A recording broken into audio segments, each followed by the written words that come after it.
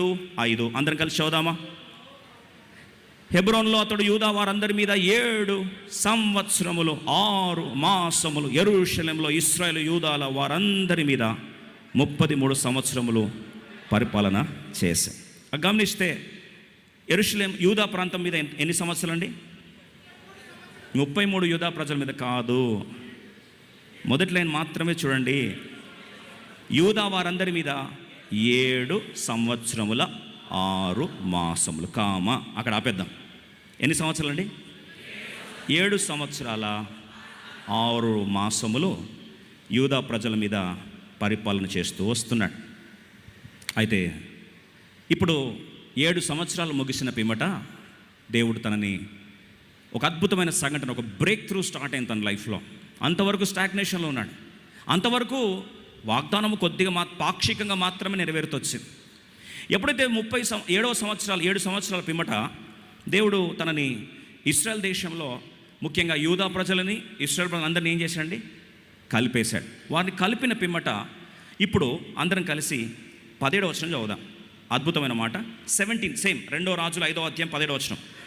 2 Kings chapter 5 verse 17. జనులు ఇశ్రాయేలు మీద రాజుగా దావీదునకు పట్టాభిషేకము చేసిరి. చాలు. They have anointed David as king over entire Israel. దయచేసి వినండి. అంతవరకు యూదా ప్రాంత పరిమితి అయి ఉన్న రాజు ఇప్పుడు ఎవరికి రాజయ్యాడు? ఇశ్రాయేల్ దేశం అంతటికి ఏమయ్యాడు? రాజయ్యాడు. ప్రియ సోదరి సోదరా, చాలా కుటుంబాల్లో దేవుడు మీకు ఇచ్చిన వాగ్దానాన్ని, మనకిచ్చిన వాగ్దానాన్ని, ఫుల్ పొటెన్షియల్, సంపూర్ణ కార్యసిద్ధి అనుభవంలోకి ఇంకా రాకుండా ఉంటే ఈ రాత్రి దేవుడి వాగ్దానం నెరవేర్చునుగాక. Unfulfilled or partially fulfilled promises, పాక్షికంగా నెరవేరిన పరిచర్యలు, పాక్షికంగా నెరవేర్చిన ఆశీర్వాదాలు, పాక్షికంగా నెరవేర్చబడిన ప్రభావము 7 సంవత్సరాల ముగింపులో ఇప్పుడు దేవుడు వారిని ఏం చేశాడట? కలిపేసి తన వాస్తవ అభిషేక ప్రభావాన్ని పట్టాభిషేకం చేసి బైబిల్ రాస్తుంది. They anointed him again, fresh anointing. ఒకప్పుడు అభిషేకించబడ్డాడు, మళ్ళీ ఇప్పుడు ఏం చేశాడు? మళ్ళీ ఇంగ్లీష్లో చాలా clear, they had anointed him again. తెలుగులో పట్టాభిషేకం ఉంది. ఇప్పుడు అభిషేకించి తిరిగి ప్రపంచం, ముఖ్యంగా ఇశ్రాయేలు అలాగే యూదులు కలిపి, యూదా ప్రాంతాన్ని కలిపి ఏం చేశారంటే రాజుగా స్థిరపరిచారు. ఒక మాటనండి, ఎప్పుడైతే అభిషేకం నీ మీదకు వస్తుందో, దయచేసి రాసి పెట్టుకోండి ఈ మాట. అభిషేకం నీ మీదకు వచ్చి తలుపులు నెక్స్ట్ లెవెల్గా తెరవబోతున్నాడు దేవుడు అని తెలిసిన మరుసటి క్షణమే ఆ లైన్ ఏమని రాస్తుందో చదువుదాం. బ్యూటిఫుల్ మాట, రండి కలిసి చదువుకుందాం. జనులు ఇశ్రాయేలు మీద రాజుగా దావీదునకు పట్టాభిషేకము చేసిరని ఫిలిస్తీన్లకు వినబడినప్పుడు దావీదును పట్టుకొనుటకై ఫిలిస్తీన్లందరూ వచ్చిరి. దావీదు ఆ వార్త విని ప్రాకార స్థలమునకు వెళ్ళిపోయాడు. దయచేసి మాట్లాడండి.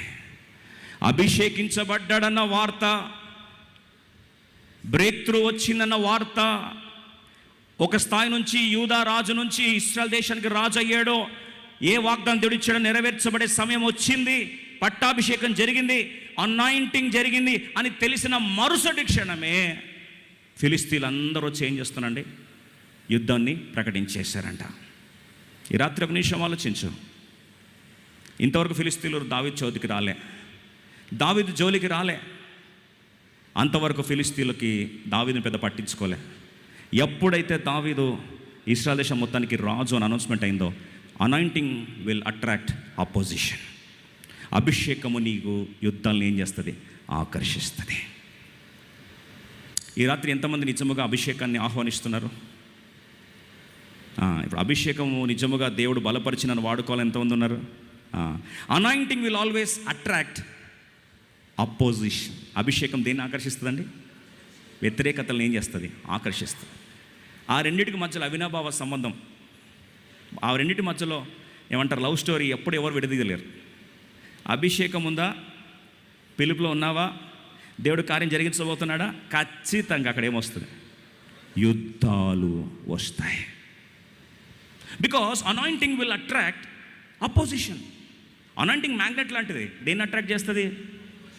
వ్యతిరేకతను తీసుకొస్తుంది. నీ గురించి వ్యతిరేకం మాట్లాడలేదంటే నీ అనాయింటింగ్ అంతా చెప్పచ్చు, ఉత్తుతుందని చెప్పచ్చు. అసలు నీకు అపోజిషనే లేదు అంటే నువ్వు పెద్ద సీరియస్ అభిషేకం నీ దగ్గర ఉందని అనుకుంటే పొరపాటు. అది కుటుంబంలో కావచ్చు, సంస్థల్లో కావచ్చు, ప్రాంతాలు కావచ్చు, సమాజంలో కావచ్చు. Heavy anointing will attract heavy battles. గొప్ప అభిషేకం గొప్ప యుద్ధాలను ఏం చేస్తుంది? ఆకర్షిస్తుంది. అయితే వచ్చిన ప్రశ్న ఏంటంటే, మరి ఆకర్షించబడినప్పుడు దావీదు ఓడిపోయాడా? ఓ మాట చెప్పాలని ఆశపడుతున్నా. దావీదుకి తెలుసు అభిషేకం ఉన్న రోజు నుంచి ఏం స్టార్ట్ అయ్యాయి. యుద్ధాలు స్టార్ట్ అయ్యాయని చాలా విస్పష్టంగా తెలిసిన వ్యక్తి ఎవరండి? ఎందుకంటే దావీదు దేవుని యొక్క హృదయానుసారుడు. దేవుని ప్లాన్ ఏంటో వెంటనే ఎవరికి అర్థమవుతుంది? దావీదుకి అర్థమవుతుంది. ప్రభా నువ్వు ఒకటి అనుమతించావంటే ఖచ్చితంగా ఇది నా వాగ్దానం నెరవేర్పు కొరకే నువ్వేం చేస్తున్నావు, అనుమతిస్తున్నావు అని చెప్పి సిద్ధపడిన దావీదు తన స్ట్రాంగ్ హోల్డ్కి వెళ్ళిపోయాడు. అంటే భద్రతగా ఉన్న స్థానానికి వెళ్ళి ప్రాకార స్థలంలోకి వెళ్ళిపోయాడు. ప్రాకార స్థలంకి వెళ్ళిపోయిన తర్వాత ఇప్పుడు దావీదు చేసింది ఏంటో మనం చేయాలి. యుద్ధాలు వచ్చాయా, శ్రమలు వచ్చాయా, అపోజిషన్ వచ్చిందా, పరిస్థితులు విషతుల్యంగా మారాయా, బ్యాడ్ టు వర్స్గా మారుతుందా? ఒకవేళ అలా మారితే కలవరపడనక్కర్లేదు. బైబిల్ సెలవిస్తున్న సత్యం ఏంటంటే, ఇప్పుడు దావీదు తెలుసుకొని కలవరపడ్డట్టు బైబిల్లో రాయలేదు. రెఫాయిము లోయ దగ్గరికి వెళ్ళి 19వ వచనంలో అందరం కలిసి చదువుదాం. వర్స్ 19 అందరం కలిసి చదువుదామా? 2వ రాజుల 5వ అధ్యాయం 19. దావీదు, నేను ఫిలిష్తీయులకు ఎదురుగా పోయేదనా, వారిని నా చేతికి అప్పగింతువా అని యెహోవా యొద్ద విచారించినప్పుడు, పొమ్ము, నిస్సందేహముగా వారిని నీ చేతికి అప్పగింతునని యెహోవా సెలవిచ్చాను. మొట్టమొదటిగా దావీదు చేసిన అద్భుతమైన సంఘటన ఏంటంటే, అయ్యా యుద్ధాలు వచ్చాయి, ఇది నీ క్రమం అని నమ్ముచున్నాను. అపోజిషన్ వచ్చింది, ఇది నీ చిత్తం అని నమ్ముచున్నాను. అందుకొరకు అభిషేకించబడిన ప్రతి జీవితాల్లో శ్రమలు అనేవి, ఎదురింపులు అనేవి, అపోజిషన్ అనేది వస్తుందని ప్రభా వాక్సత్యం తెలుసు కదా. అందుకొరకు చూడండి, బైబిల్లో ఎప్పుడైతే దేవుడు ఆ బాప్తీస సాక్ష్యం ఇచ్చాడో, బాప్తీస సాక్ష్యం ఇచ్చి ఫుల్ బ్లోన్ మినిస్ట్రీ ఓపెన్ అయిన 30 సంవత్సరాల ఏట మన బైబిల్లో మనందరికీ స్పష్టంగా తెలుసు, బాప్తీసము సాక్ష్యం ఇచ్చిన పిమ్మట వెంటనే అపవాది అరణ్యంలో ఏం చేస్తున్నాడు? యేసుప్రభు ఏం చేస్తున్నాడండి? శోధిస్తూ వచ్చాడు. సరే, మొదటి సంఘం తీసుకుందాం. ఆది అపోస్తుల్లో చూస్తే మేడగది అనుభవంలో వారు పెంతెకొస్తు ప్రపంచాన్ని అనుభవించారు.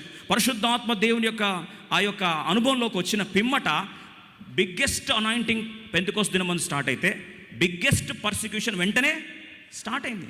అది భయంకరమైన ఎదురింపులు, మహాశ్రమలు ఎందుకు స్టార్ట్ అయ్యాయి అంటే, దావీదు రాజుగా పట్టాభిషేకం చేయబడినప్పుడు, ఇప్పుడు చూడండి అద్భుతమైన సత్యం, బ్రేక్ త్రూ అనే పదం మనం మాటిమాటికి వింటుంటాం కదా.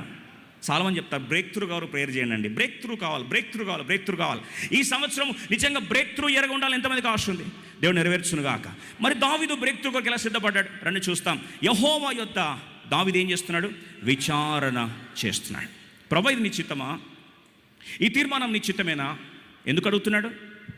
దయచేస్తునండి, దేవుని బ్రేక్ త్రూ నీ జీవితంలోకి రావాలి అంటే first of all you have to align with the will of God. దేవుని చిత్తంతో ఏం కావాలి?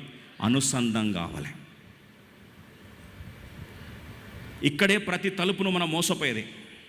ప్రతి తలుపు చూడడానికి చాలా చాలా ఫేవరబుల్గా కనిపించవచ్చు.